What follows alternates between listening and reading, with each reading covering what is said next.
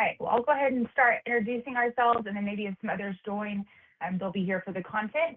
My name is Paige Horne, and today we are going to be presenting about purchase order processing with Dynamics GP and how that can be extended by using Cavallo's products. I'm the customer support manager here at Njevity, and we are the creators of Power GP Online. A little bit of backstory about me: I was an accountant by education. I was a controller for a restaurant holdings company that had restaurants all over the United States. And from there, I kind of got picked up by my partner and my bar and went to go work and be a consultant for them. So I was in industry and I was a consultant, and now I run our support and provisioning departments here at Njevity. So I've kind of been a jack of all trades. I've been on each side of it, and I think that brings a little bit of a unique perspective to GP and to accounting and ERP. And so that's a little bit about me. I'll let Matt introduce himself, and then we'll get started on the content. Thank you, Paige. I'm Matt Greyerbiehl. I'm the Senior Director of Go-to-Market Engineering and Sales at Cavallo. I've been with Cavallo for about 9 years. But prior to that, I was with a small aftermarket manufacturer in the motorcycle space. It was a small family-run business, so I wore a lot of different hats. And then between that and Cavallo, I also did a small 4-year stint over at Oracle as a principal sales consultant doing solution engineering. So that's a little of my background. I've been in wholesale distribution and light manufacturing in some form for the past couple decades, but really happy to be on the call today and looking forward to diving into this topic.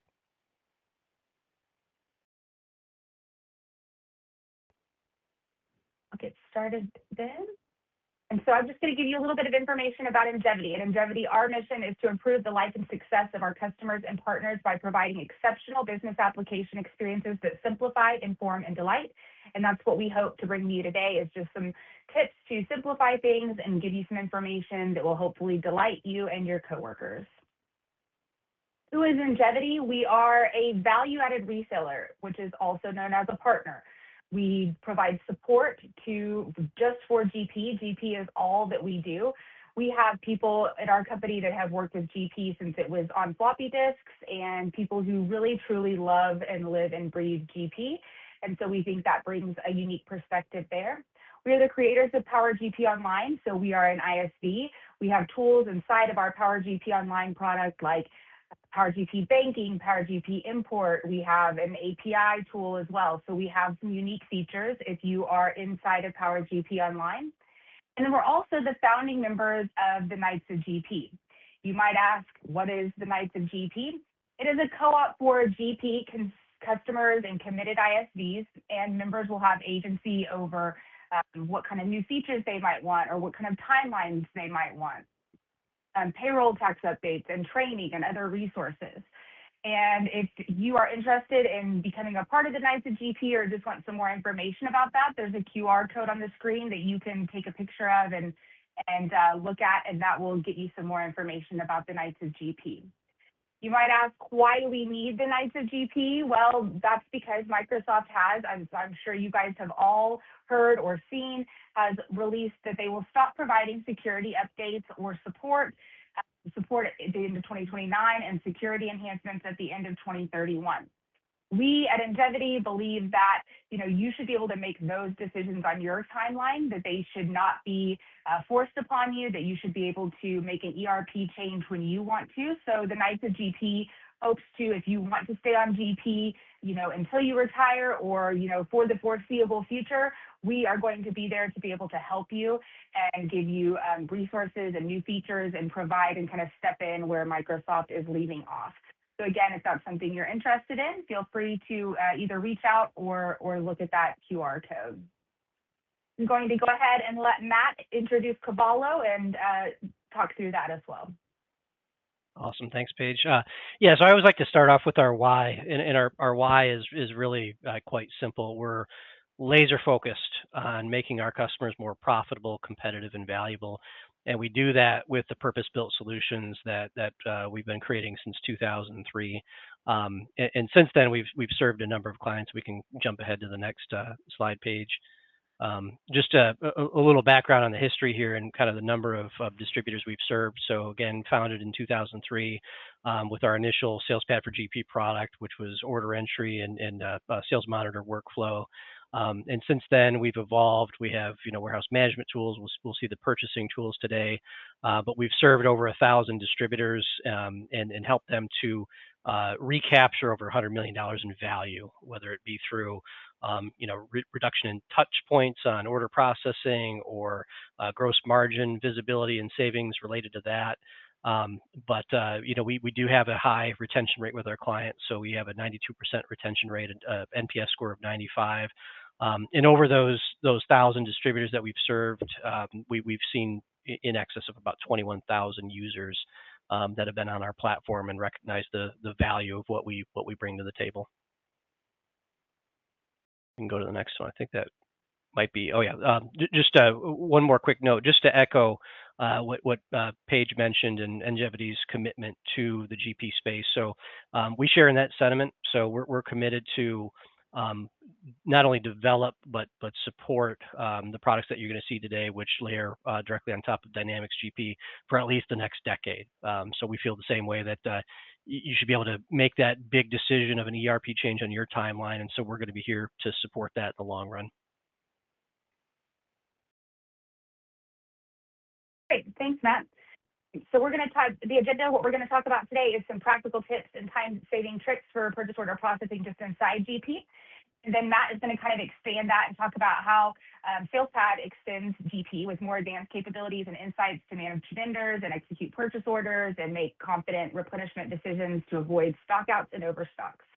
So I'll go ahead and get started on my end with Dynamics GP pop tips here.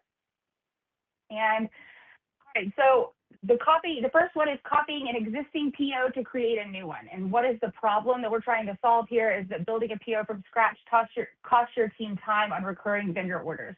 And this may be something you already know, but you can, when you're inside of a purchase order, drop down the actions button and click create and copy a new PO. If you have a vendor order that's the same or similar line items, this is very helpful to do. Also, if you require a purchase order for stuff that you are ordering every single month, same thing.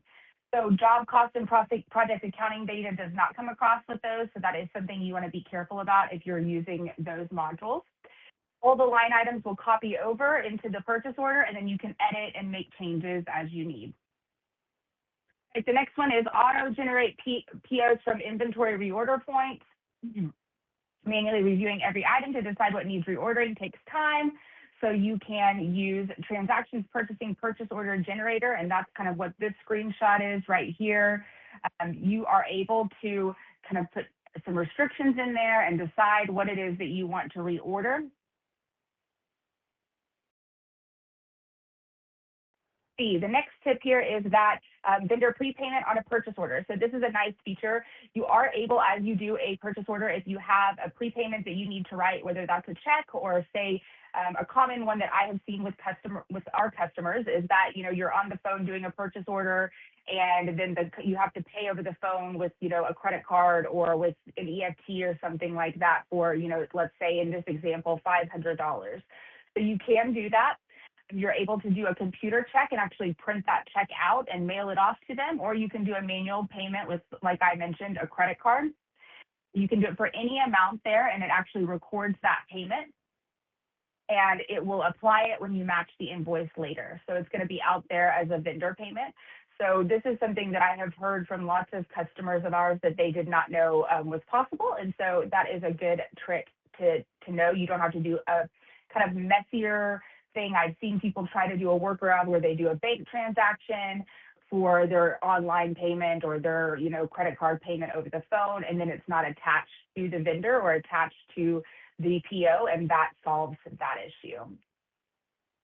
The next one is receiving against multiple POs in a single receipt.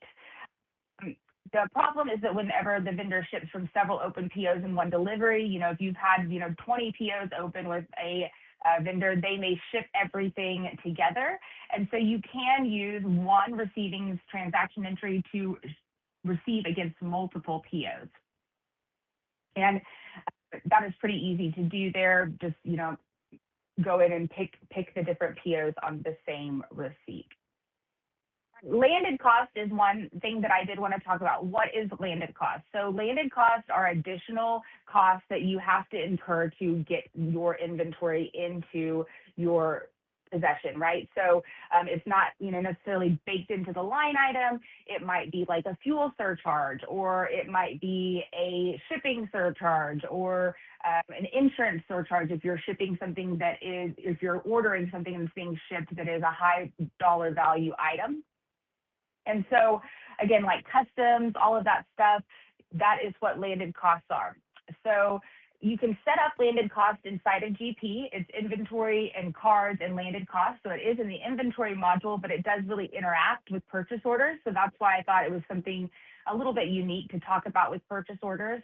You can see in the screenshot on the screen that you pick the vendor that you're going to be paying for those specific items. So if you've got an insurance company that you have to pay to get all that, really high dollar inventory into your warehouse, then you could put in that insurance company.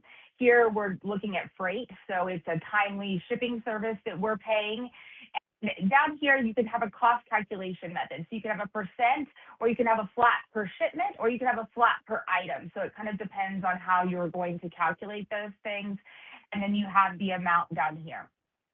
You can also have landed cost groups as well for putting those in as well. You are going to have an accrued purchases account as well that we'll set up. And then on the next screen, I'm going to look at how you're going to add that to the receipt.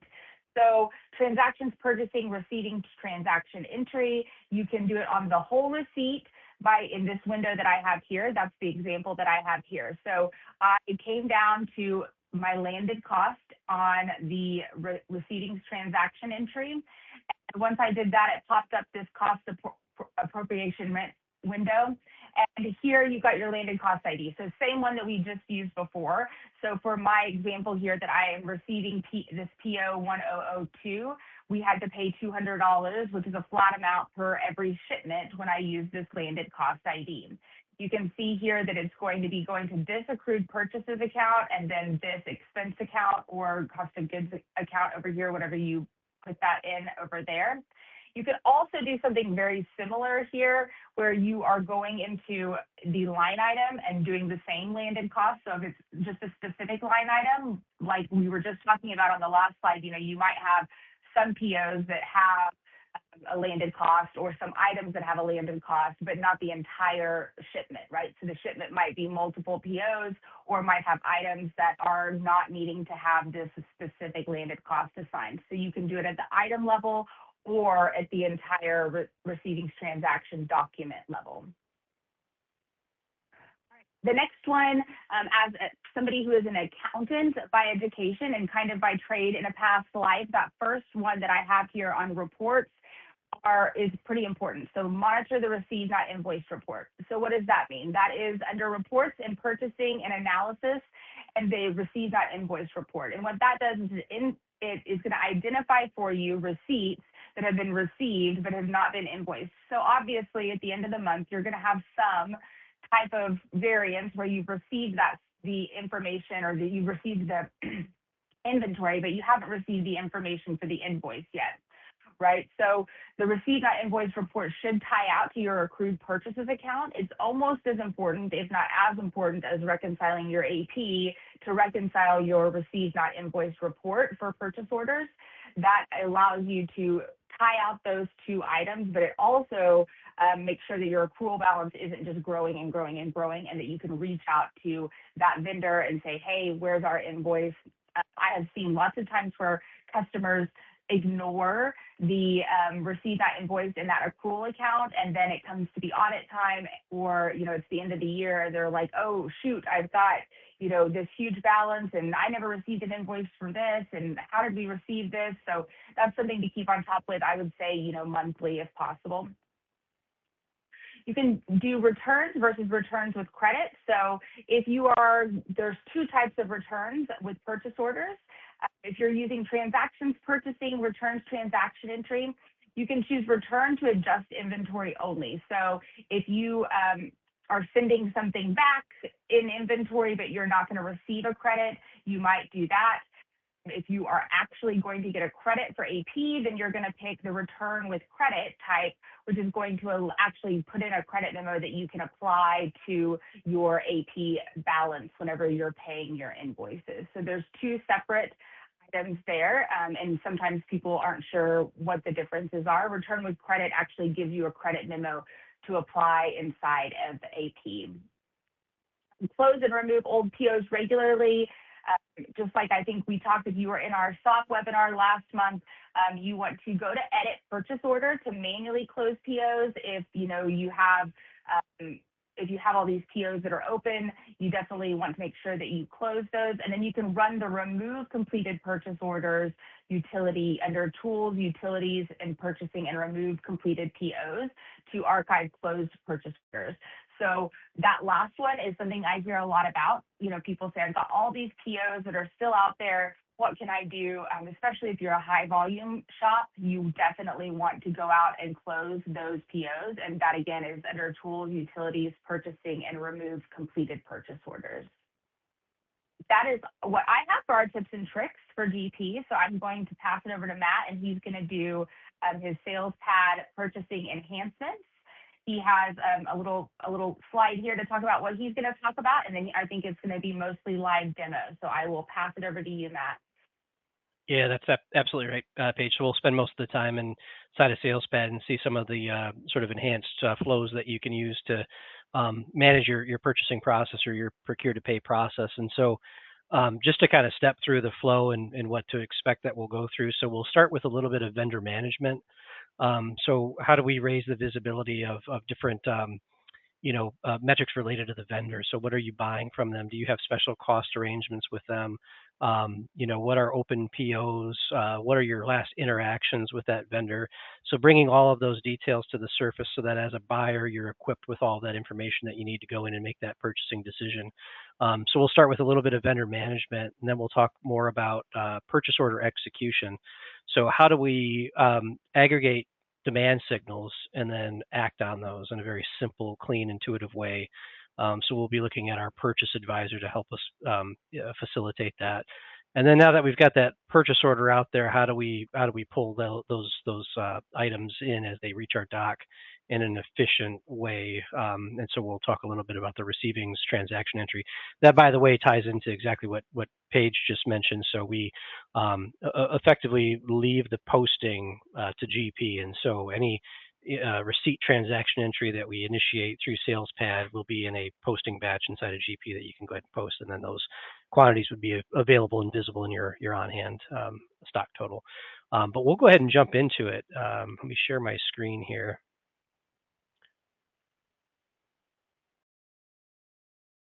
And let's see here. And Paige, can you confirm you're seeing SalesPad? Yep, I'm seeing it. Perfect. So as I mentioned, we'll start with a little bit of vendor management. And for those of you that were at the SOP webinar, a lot of this is going to be similar. It's just kind of mirrored on the AP side of the house, so the purchasing side. And so just like customers are presented on a search grid, vendors are presented on a search grid as well. And so finding a vendor is very simple. You can use your auto filter row here. And so if there's a name or an address code or a contact person, or maybe you want to look them up by a phone number, you can quickly, enter a value and filter this list down to the vendor that you're looking for. And then again, just like the customer side, we can right click on these headers and I can bring up my column chooser. And so if there's a particular class ID or something that I want to filter by, or maybe there's a user defined field. So SalesPad supports unlimited user defined fields. And so if there's a attribute that you use to sort of classify your vendors and you want that visible so you can sort by that, you can go ahead and bring that up here and simply drop and drag that value into the grid and then use that as search criteria. So just kind of starting there, very, very simple to filter. The other thing that we can do with these filters is you can save a filter view. And so as a buyer, maybe you want to focus on this subset of vendors. And so you want to start with that list of vendors and then go to another subset. You can save a filter and maybe have one for each group of vendors that you look at from a buying perspective to kind of keep it organized. So that might be another way to use the search grid to your advantage. But let me open up a vendor record. And so again, we have a tab layout. So whenever I'm on a search grid or a list lookup and I open up that master record, it's going to display on this secondary tab. So I can multitask. I can have multiple vendors open at the same time and toggle quickly back and forth between them and then back to the vendor search.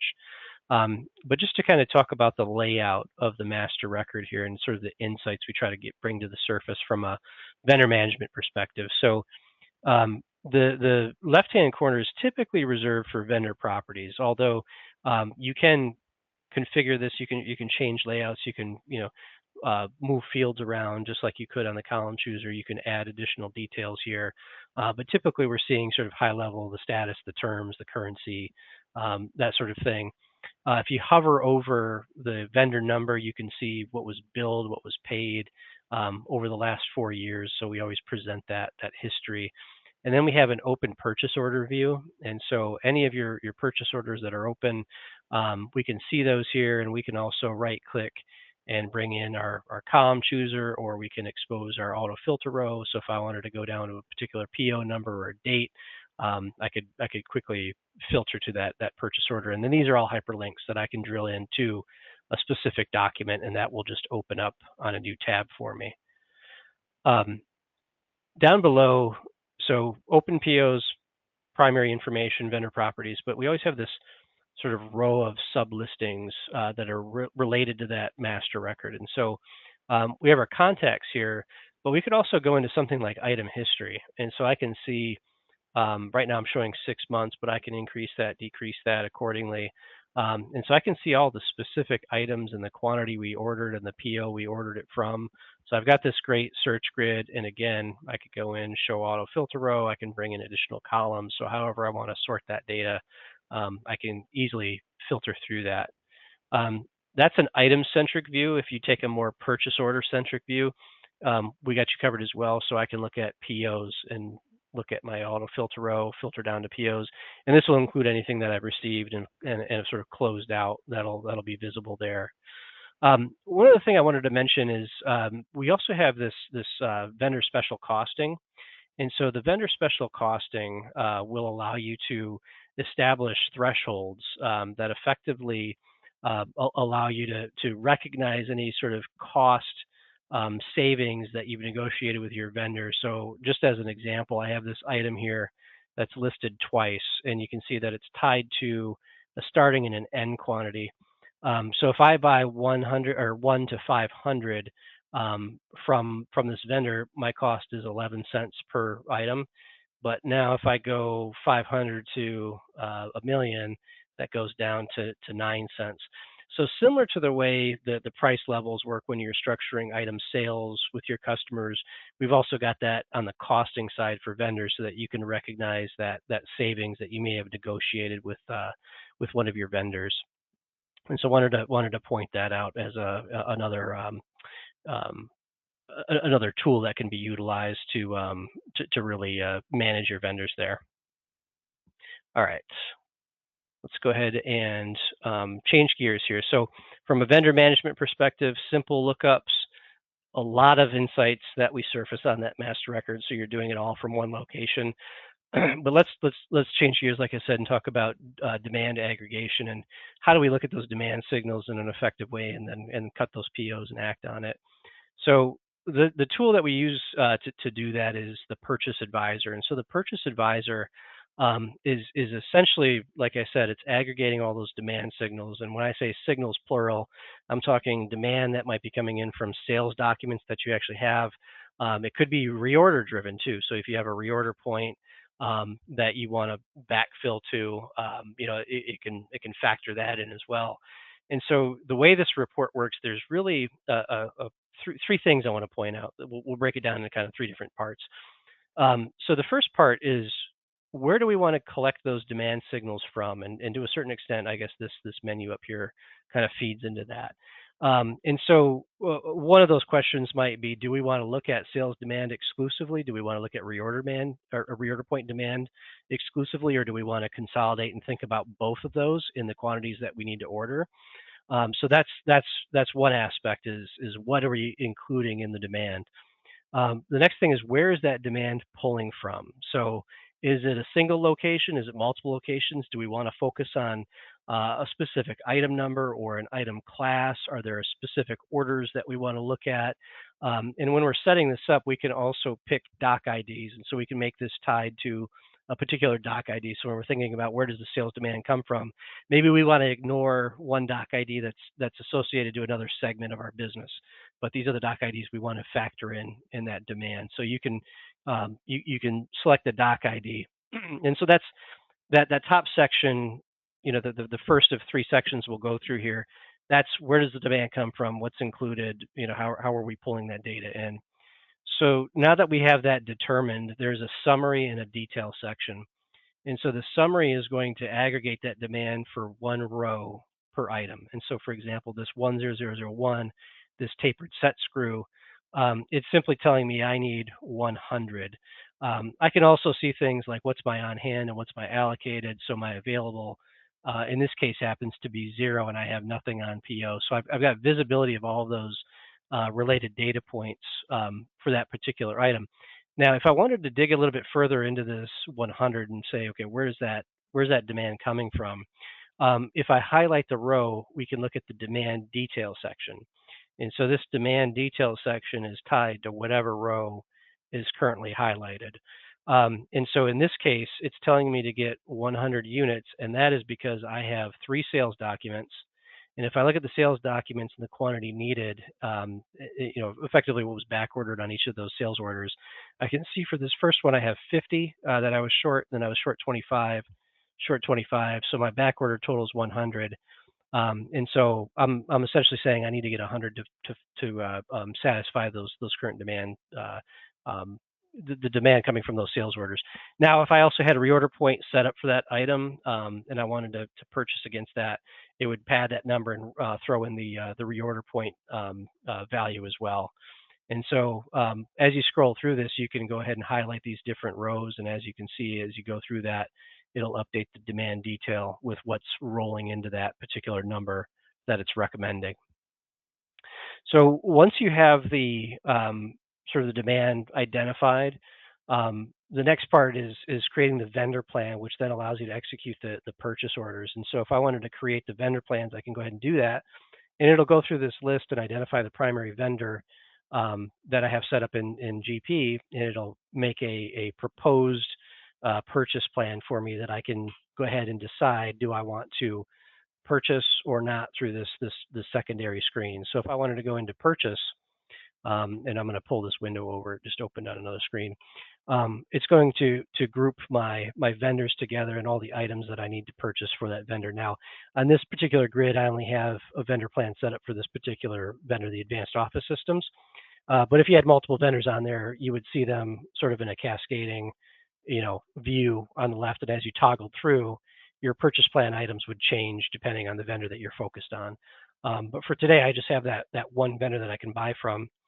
And so you can see that it pulled in the different lines, you know, for my items. So if you recall, this 1001, I needed 25 for one order, 25 for another, 50 for another.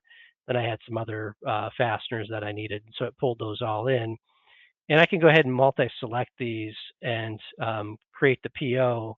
And there's different settings in here, like maybe I want to group like item numbers. And so rather than having 3 separate purchase orders for effectively the same item, or rather 3 different lines for the same item on the same purchase order, I could group those and just have one line of 100, so it's not repeating that line for the different quantities.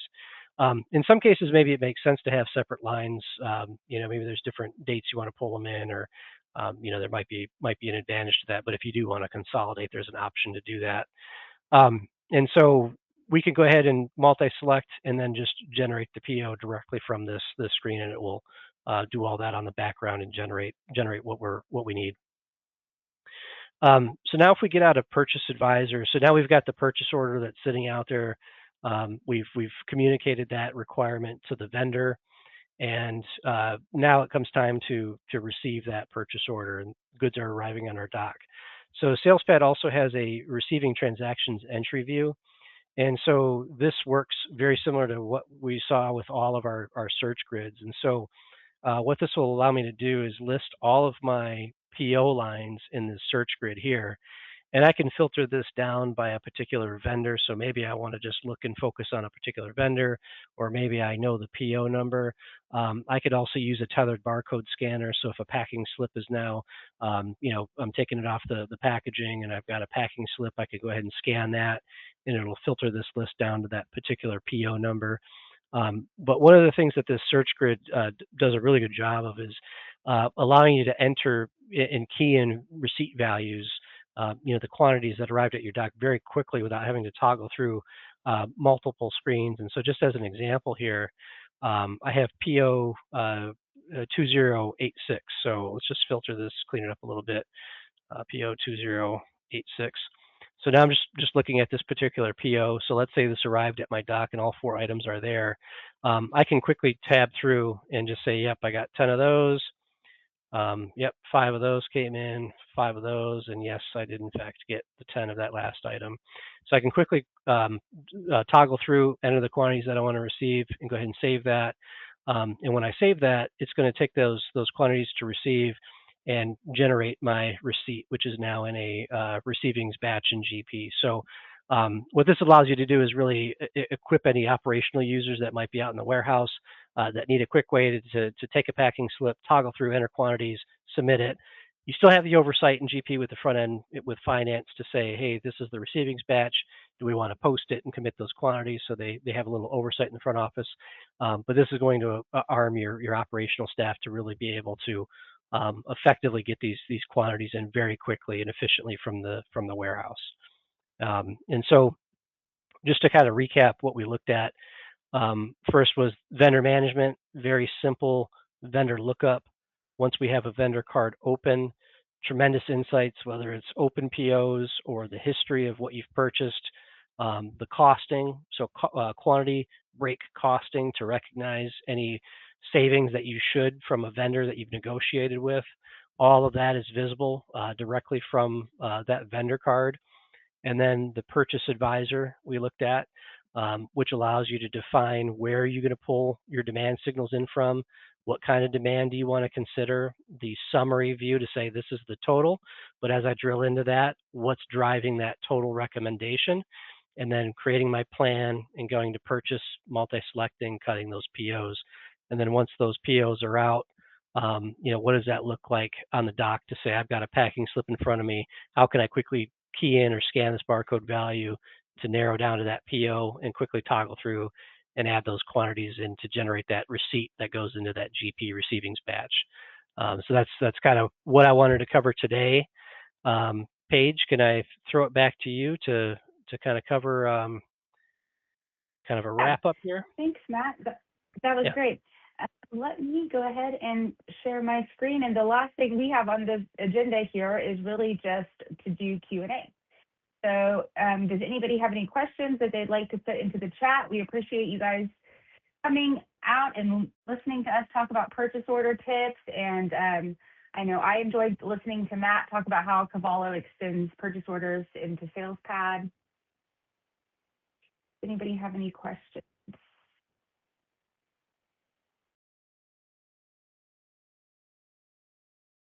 And if nobody has any questions, of course, you can always reach out to us at Njevity at support@njevity.com. And we'd be happy if you're interested in Cavallo as well, we'd be happy to pass that along to Matt and his team.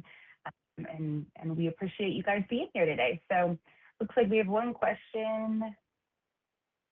How does the PO optimizer handle multiple warehouses? James wanted to know. Referring to the purchase advisor? Purchase advisor? Yeah. Is that what you were talking about? James? Yeah. So you can purchase select, advisor. Yeah. So you can select multiple locations from this lookup, and so if you do want to manage multi-location, so it'll indicate where the demand signal is coming from. So from your location selection, you can do that. And so this is, for this item, it's coming from my south location. So it's all tied to fulfillment and wherever that reorder point data is stored. So this is warehouse, this is south. So you can, have multiple locations brought into that view.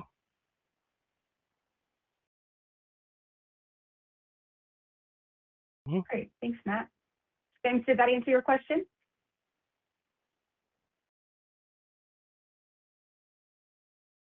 Okay, so Dory wants to know, is Purchase Advisor part of the basic SalesPad application, or is it an extra module?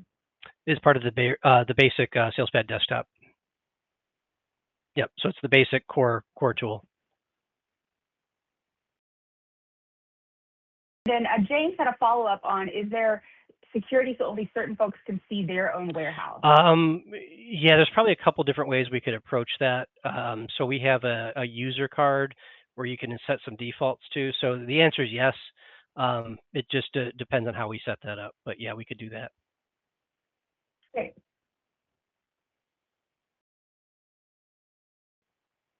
Great questions, guys. Anybody else? James said sounds like a follow-up call next week will be a good time. So it sounds like he's already got something on the books with you guys. Awesome. Perfect. Yes, great. Okay, we'd love to hear it. All right. Anybody else have any questions for Matt or myself, either one?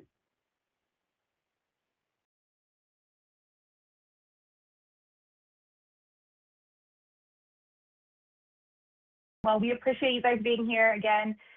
And if you have any questions or want anything else from either one of us, please reach out. Feel free to reach out, and have a great rest of your Thursday. We'll see you soon. Thanks, everyone. Thank you.